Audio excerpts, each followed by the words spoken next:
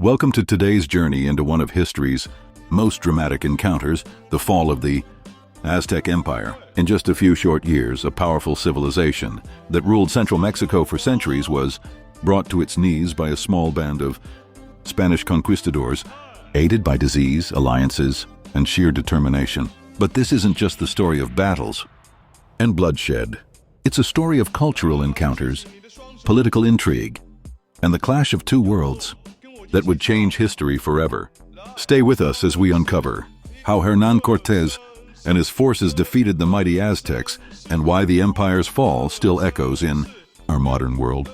Before we can truly grasp the fall of the Aztec Empire, we must first understand what was lost. In the early 1500s, the Aztec Empire stood as one of the most advanced and sophisticated civilizations in the Americas. Their capital, Tenochtitlan, built on an island in Lake Texcoco, was a marvel to behold. The Aztecs had developed advanced architecture, aqueducts, markets, temples, and causeways that astounded European visitors who would come later. The population of the empire was estimated to be in the millions, and Tenochtitlan itself rivaled some of the largest cities in Europe at the time.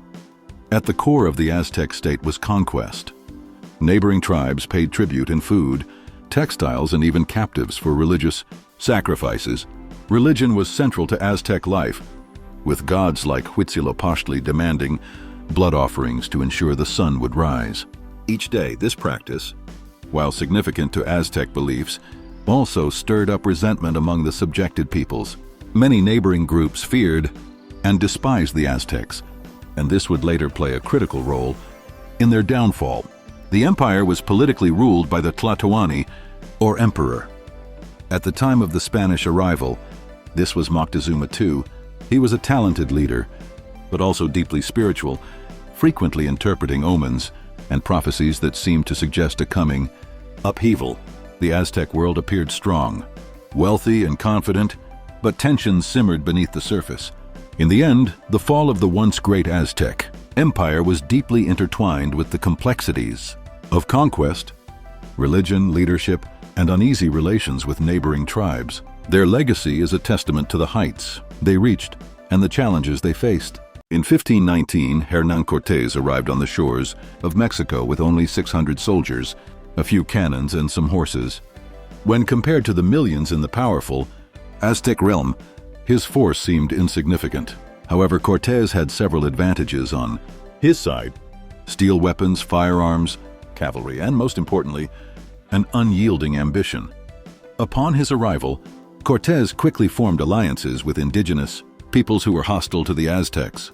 The Totonacs and the Tlaxcalans, bitter enemies of the Aztecs, joined forces with the Spanish, providing thousands of warriors to aid their cause. Additionally, Cortés formed a crucial alliance with a native woman named Malintzin, also known as La Malinche or Doña Marina, who served as his translator, advisor, and cultural mediator, enabling him to effectively communicate, negotiate, and manipulate local politics.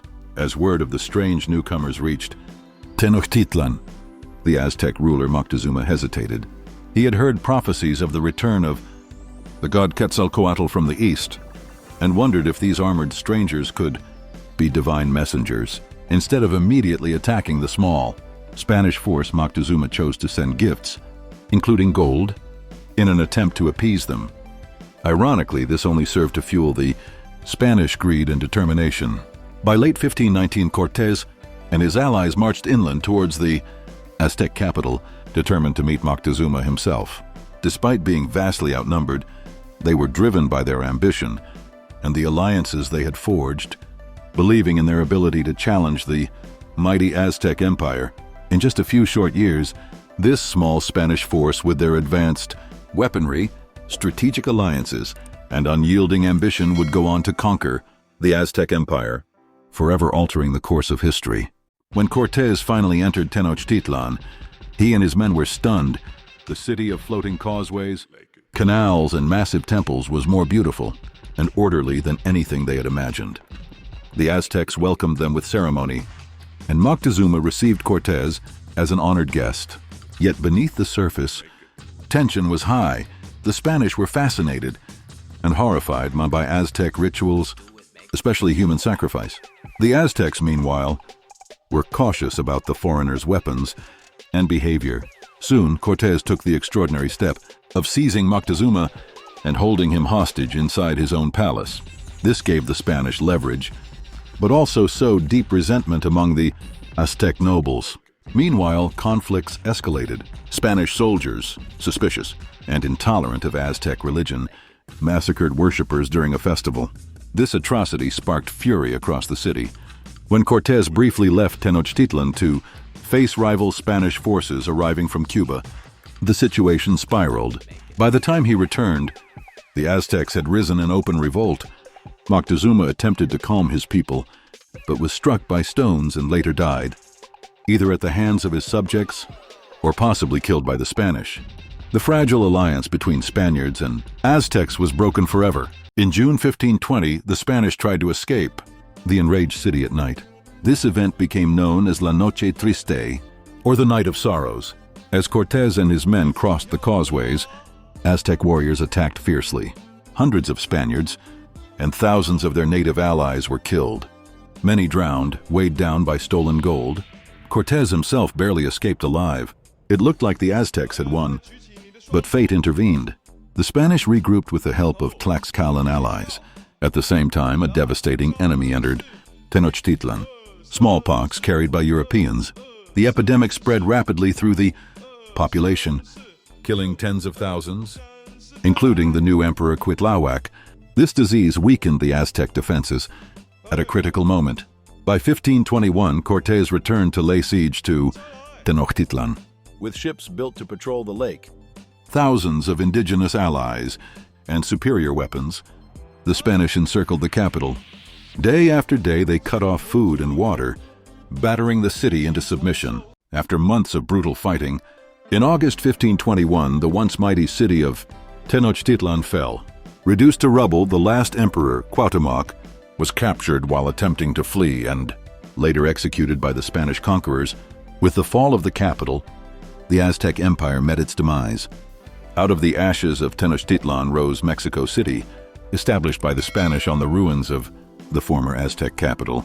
This conquest marked the beginning of centuries of colonial rule that would forever reshape the Americas. The imposition of Spanish language, Christianity, and European institutions supplanted indigenous traditions, though never entirely erasing them. The demise of the Aztec Empire was not simply a victory of a few Europeans over a vast population. It was a culmination of multiple factors: political discord, treacherous allies, religious misunderstandings, unforgiving ambition, and devastating diseases. To the Aztecs, it was an unmitigated disaster. For the Spanish, it heralded the dawn of a powerful empire.